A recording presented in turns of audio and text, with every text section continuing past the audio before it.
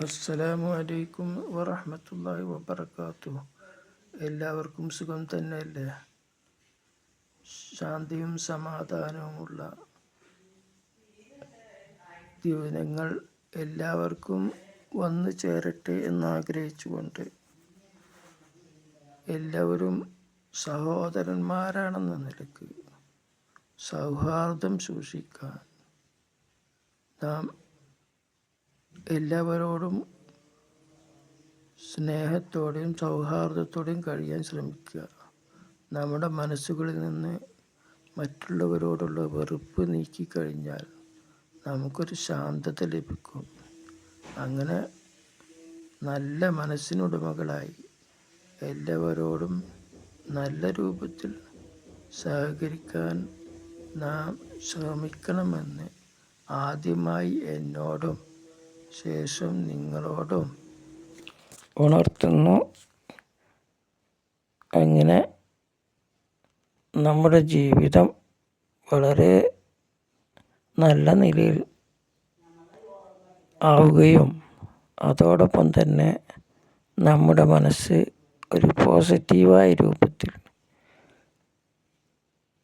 എല്ലാവരോടും സ്നേഹത്തോടെ ആവുമ്പോൾ ശാന്തമായി, അതുപോലെ എല്ലാവർക്കും ഗുണകരമായ രൂപത്തിലും ആവുകയാണെങ്കിൽ എല്ലായിടത്തും ശാന്തതയും സമാധാനവും കൈവരിക്കാൻ കഴിയുമെന്ന് ആഗ്രഹിക്കുന്നു. അങ്ങനെ ആവട്ടെ എന്ന് ആശംസിക്കുന്നു.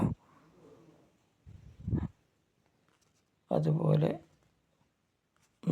നമ്മുടെ മതസൗഹാർദ്ദം നമ്മുടെ ഗ്രാമങ്ങളിലൊക്കെ നിലനിൽക്കുമ്പോൾ, ഗ്രാമങ്ങളിലും പട്ടണങ്ങളിലും ഒക്കെ നിലനിൽക്കുമ്പോൾ നാം കാണുന്നത് എത്ര സന്തോഷകരമാണ്. എല്ലാവരും ഐക്യത്തോടെ കഴിയുന്ന എന്തൊരു സമാധാനമായിരിക്കും.